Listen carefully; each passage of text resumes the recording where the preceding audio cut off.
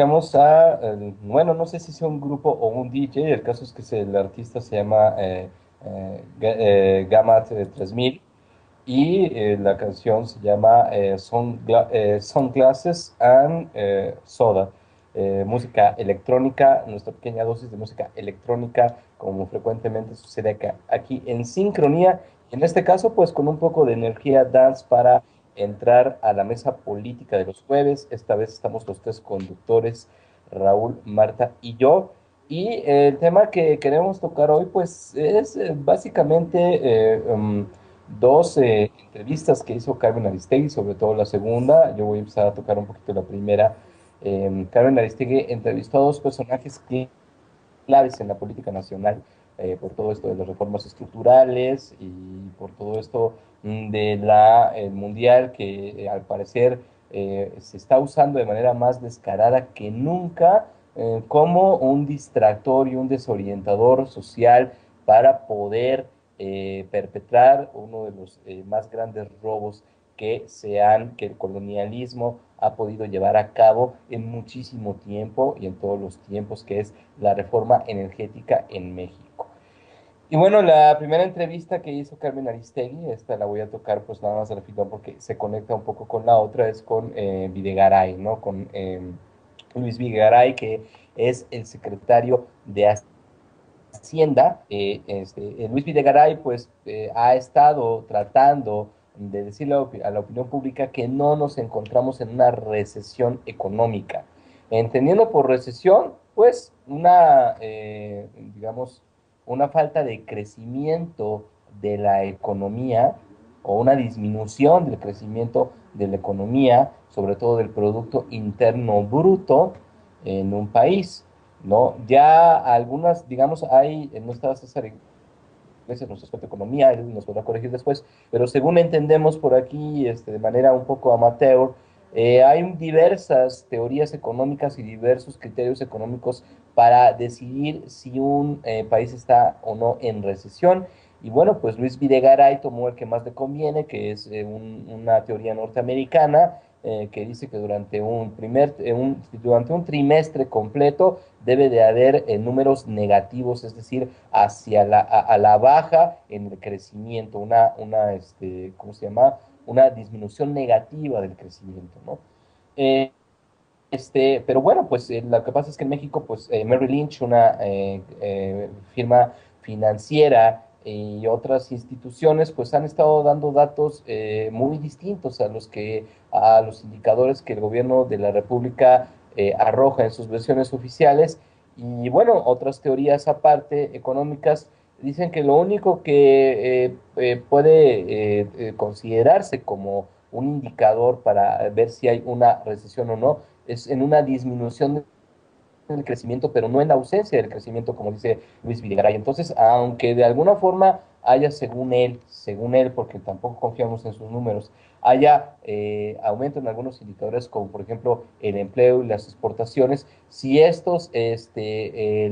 indicadores, según otras teorías, son menores a indicadores anteriores en algunos plazos de tiempo, ya se considera una recesión y no necesariamente una disminución por debajo de cero, como dice el secretario de Economía, ¿no? Y bueno, esta entrevista también fue clave porque recordemos que ante la ausencia de la renta petrolera que ya está prevista dentro de los estragos que va a provocar la reforma para las grandes mayorías en México, pues la reforma hacendaria era también muy necesaria para este programa, pues a través de ella ese dinero va a medianamente, a parcialmente reponerse de los bolsillos de los contribuyentes y esto provocó una inestabilidad, un desequilibrio y una verdadera crisis empresarial, crisis en la inversión, puesto que a las empresas y las personas morales van a tener que pagar más impuestos, van a tener que cambiar a procesos más difíciles y ello provoca también que, por supuesto, pues las empresas produzcan menos, contraten menos gente, también disminuyó el poder adquisitivo en gran medida, y esto, pues, como en todos los fenómenos económicos, genera una cadena en la cual las empresas no tienen dinero para invertir, no tienen dinero para contratar, e incluso tienen que disminuir la calidad de los productos y aumentar precios aunque no lo quieran. Todo esto, pues, se debe que puso en camisa de 12 varas y presionó todavía más a las microempresas, a las pymes, a los pequeños emprendedores, como se les llama ahora, y también a las personas físicas, lo cual provoca evidentemente una disminución en el crecimiento y por lo tanto una recesión, quiéralo o no, Videgaray. Lo peor de todo esto es que esta recesión pues es una recesión programada, puesto que ya estaba que ese tenía que ser el impacto de quererle sacar a la gente el dinero que ya nos va a faltar de la renta petrolera. Y en la segunda entrevista fue al secretario de Energía, José Joaquín Cotwell, si no me acuerdo si se llama, en donde pues, se le cuestionó duramente acerca de sus negocios relacionados con energéticos. Se sabe que la familia de Joaquín Codwell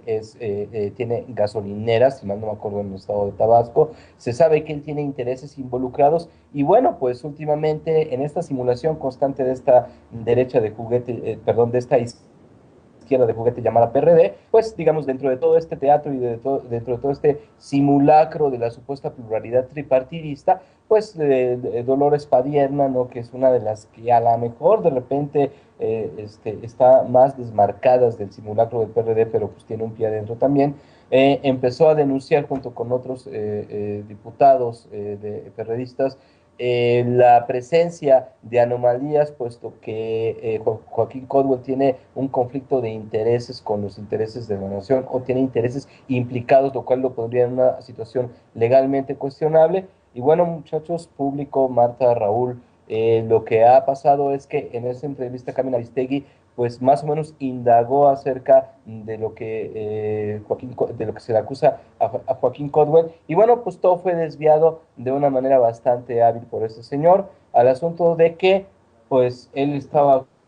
actuando con la legalidad, ¿no? Es decir, trató de desviar el asunto hacia lo que también el PRD un poco, yo creo, yo opino que en complicidad también está manejando, ¿no? Es decir, ese sujeto está actuando de manera ilegal, va a ejercer el nepotismo, va a arreglárselas para beneficiar desde su posición a través de vías administrativas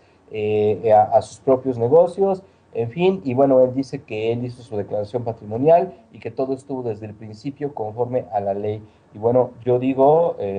muchachos, que esto no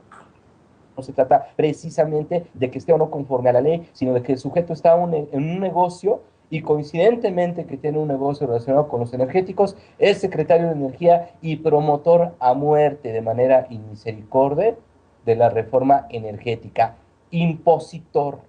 impositor, por llamarle, no sé, esa palabra me viene a la mente, porque impostor no me suena, pero impositor de la reforma energética, la impone, está luchando por su imposición antidemocrática y estos tres, esta vehemencia con la cual está buscando la reforma energética, más el haber conseguido la Secretaría de Energía, más el tener negocios relacionados con energéticos, yo creo que son tres elementos que difícilmente nos pueden llevar a otro lado, que no sea que este señor sí tiene involucrados intereses, ¿sí?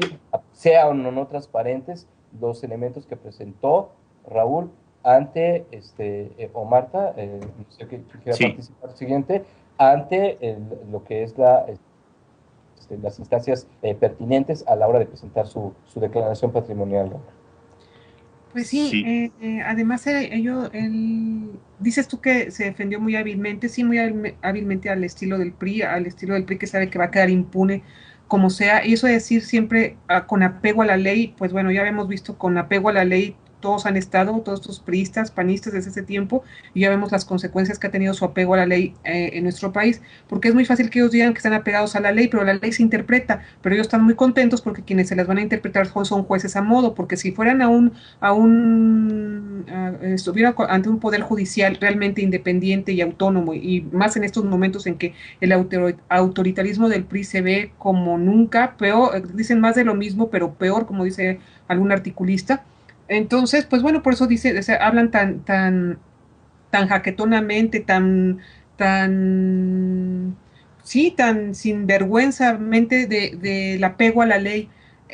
Como señalo, la ley se interpreta y él se la pasó diciendo todo el tiempo, yo soy honesto, yo nunca he hecho nada y no voy a hacer nada. ¿Eso qué importa? Nos vale, que sabemos que eso, siendo priistas,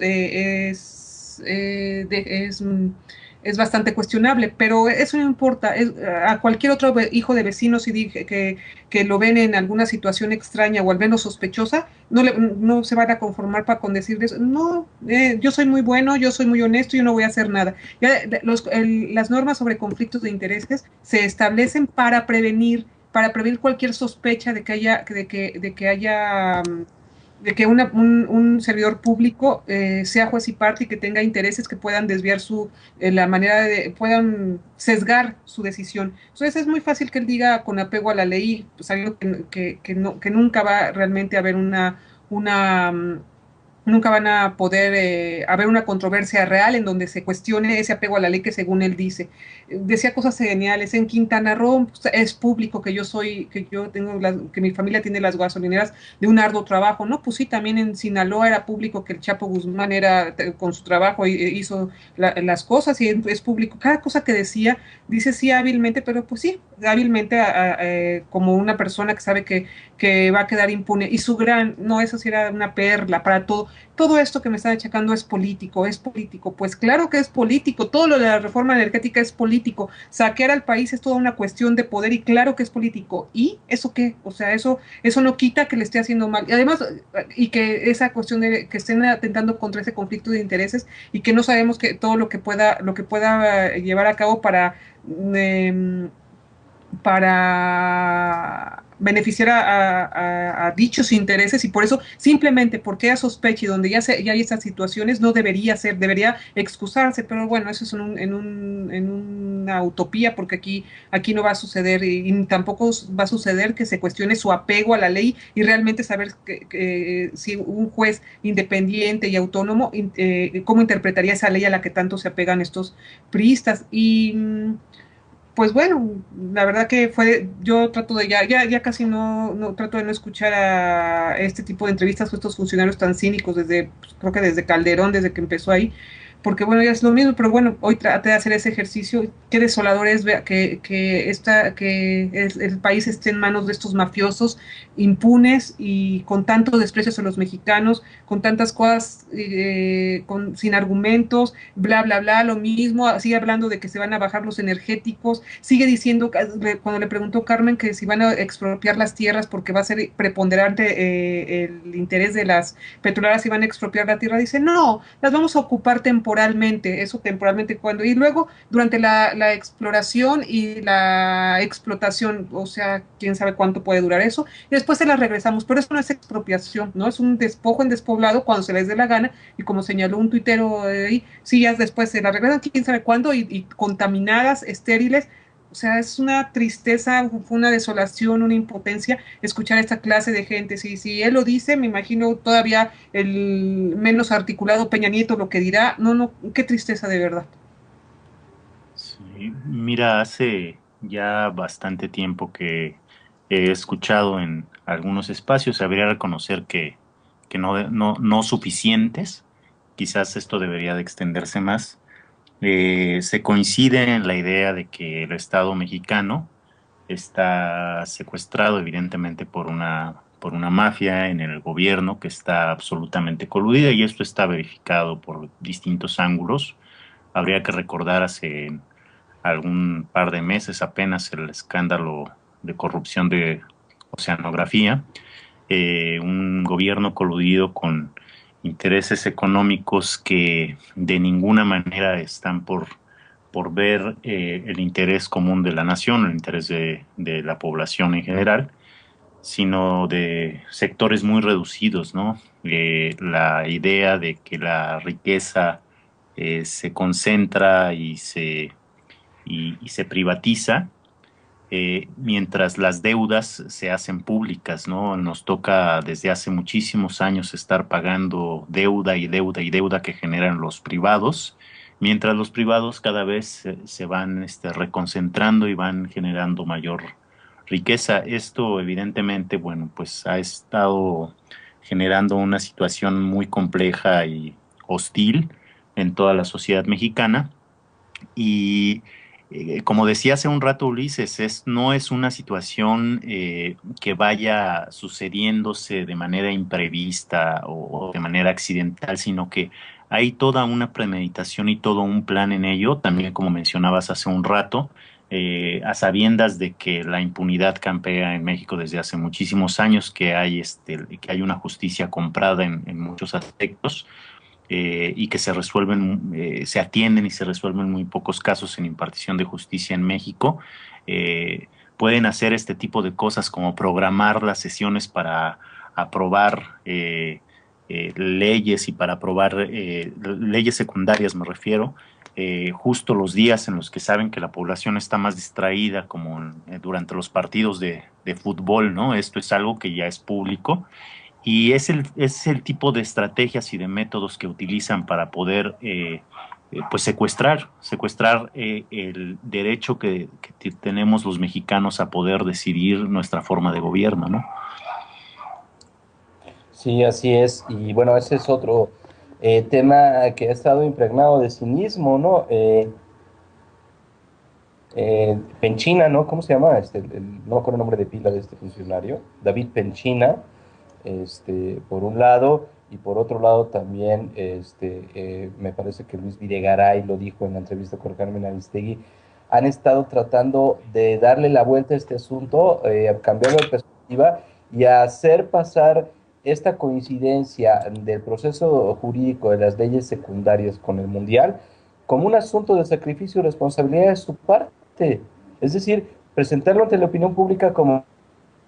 no, nosotros somos tan responsables y esto le urge tanto a México que nosotros cuando ustedes estén ahí aplastados en el sillón viendo los partidos de fútbol, nosotros vamos a estar trabajando por su bien, ¿sí? No se va a suspender porque somos muy responsables, no tendría por qué, pero se parte de un presupuesto pues bastante falaz, ¿no? La pregunta no es si se van o no a suspender, la pregunta es por qué va a coincidir el periodo de aprobación y discusión de las reformas, de las leyes secundarias, perdón, ¿sí? Con el Campeonato Mundial de Fútbol. Y sobre todo, ya hubo un conteo ahí, ya hubo un específico análisis en donde claramente los días claves de las negociaciones, los días claves de las discusiones y de las aprobaciones, y los puntos claves del proceso de las leyes van a ser exactamente los días de los partidos en que juega México. Entonces, es increíble cómo tratan de manipular este asunto. Y por otro lado, pues este asunto de Corwell también, es decir, digamos, se trata de una cuestión global. Es decir, así fuera que él lo había entregado su declaración patrimonial con transparencia, es evidentemente una búsqueda de intereses. Seríamos muy idiotas si pensáramos, ¿no? La opinión pública, que desgraciadamente en su mayoría igual lo ha demostrado ser, pero se vería todavía peor, ¿sí? Si pensara, si algunos se tragaron este cuento, si algunos se están tragando, o muchos se están tragando esta fábula, de que solamente es pura coincidencia y de que este sujeto es secretario de Energía independientemente de sus negocios familiares, ¿sí? O sea, es así la cuestión, Marta. No, y es impresionante cómo de verdad nos desprecian, porque es tan grave lo que van a hacer, es tan radical, supongamos que fuera bueno, pero es un cambio total de modelo jurídico lo que va a suceder, el modelo económico lo que va a suceder con los recursos, con uno de los principales recursos de nuestro país, y ni así tienes una pizca de pudor, de vergüenza para tratar de hacer todo de una manera un poco menos cuestionable. Bueno, pero si en 5 minutos en los congresos aprobaron las reformas de una manera también de lo más desasiada y desvergonzada y de verdad, sobre todo con un desprecio a todos, pues, ¿qué se le puede pedir? Y hoy también, cuando le preguntó Carmen a Pedro Joaquín Colwell, sobre el fútbol, sobre esta, dijo, es que ya urge la reforma, no es posible, ya no podemos, estamos en una situación catastrófica, como si no fuera más catastrófico la pobreza en la que estamos gracias a los despilfarros y a sus sueldos. ¿Por qué no una reforma buena que se bajaran a la mitad, a la cuarta parte de los sueldos que tienen? Pero no, lo que urge es esto por la catástrofe en la que está el Pemex. Sí, claro, en la que está Pemex, cuando es una de las principales empresas del mundo, pero está en catástrofe, en una situación de catástrofe que se va a resolver regalándole la renta petrolera a las transnacionales. Pero bueno, él también dijo que, bueno, era por esa urgencia y no se podía no se podía posponer más el debate y ya tenía que hacerse, aunque coincidiera, pues ni modo, pero no fue a propósito. Y además sale con este cinismo, quienes van a ver, quienes quieran ver el fútbol van a ver el fútbol, y quienes vayan a ver, quieran ver el debate, van a ver el debate. Lo tendrían que ver todos porque nos concierne a todos y no hacer que hubiera aquí este conflicto, esta situación. Además, años que llevan utilizando la televisión para domesticar a la gente, para tenerla hipnotizada, y ahora dice que va a haber gente dos, tres personas que vean el debate en este momento tan especial, porque, y además, pues bueno, como sea, es una distracción legítima ante tantas cosas tan horribles que le pasan a nuestro país, porque vamos a ser sinceros, si no hubiera el fútbol, tampoco saldrán muchos a protestar gracias a todo el gran manejo mediático que se ha hecho, ocultando información, sesgándola, desviándola, pero es bajísimo, un golpe bajo que además lo hagan en un momento en que, bueno, es una distracción lúdica, necesaria ante tanta violencia, y aparte le aumentan esa otra característica de dolo y de mala leche, todavía y de pantomima. Y de pantomima, para evitar todavía un poco de que la gente que, bueno, sí está interesada, pero pues también quiere ver, también quiere descansar un poco, no, ni así se lo permiten. La poca crítica que tienen, que le puedan hacer, tampoco la quieren adormecer lo más que puedan. Es realmente triste. Así es, y bueno, como dice la industria cultural, la teoría de la Escuela de Frankfurt, mientras estamos disfrutando el consumo de los medios, seguimos en el fondo produciendo y trabajando. Y pues ya para finalizar la mesa nada más comento, muy peculiar cómo Joaquín Caldwell manejó que la autonomía energética de México estaba en riesgo y que se va a resarcir o se va a limitar y a anular y a combatir, entregando el petróleo a los Estados Unidos. Muy peculiares los conceptos, pero bueno, ya no hagamos más corajes y por lo pronto vámonos a oír a los Concrete Blondes. Gracias chicos por la mesa. Trimestre completo debe de haber números negativos, es decir, hacia a la baja en el crecimiento, ¿cómo se llama? Una disminución negativa del crecimiento, ¿no? Pero bueno, pues lo que pasa es que en México, pues Merrill Lynch, una firma financiera, y otras instituciones pues han estado dando datos muy distintos a los indicadores que el gobierno de la República arroja en sus versiones oficiales. Y bueno, otras teorías aparte económicas dicen que lo único que puede considerarse como de crecimiento de la economía o una disminución del crecimiento de la economía, sobre todo del Producto Interno Bruto, en un país, ¿no? Ya algunas, digamos, no está César Iglesias, nuestro experto de economía, él nos podrá corregir después, pero según entendemos por aquí, de manera un poco amateur, hay diversas teorías económicas y diversos criterios económicos para decidir si un país está o no en recesión. Y bueno, pues Luis Videgaray tomó el que más le conviene, que es una teoría norteamericana, que dice que durante un trimestre, Raúl, Marta y yo. Y el tema que queremos tocar hoy, pues, es básicamente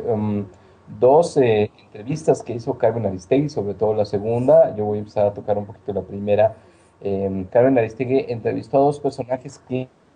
claves en la política nacional, por todo esto de las reformas estructurales y por todo esto del mundial que al parecer se está usando de manera más descarada que nunca como un distractor y un desorientador social para poder perpetrar uno de los más grandes robos que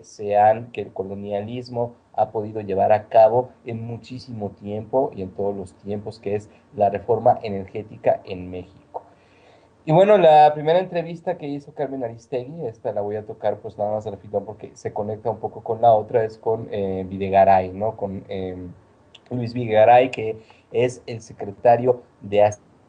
Hacienda. Luis Videgaray pues ha estado tratando de decirle a la opinión pública que no nos encontramos en una recesión económica. Entendiendo por recesión, pues digamos, una falta.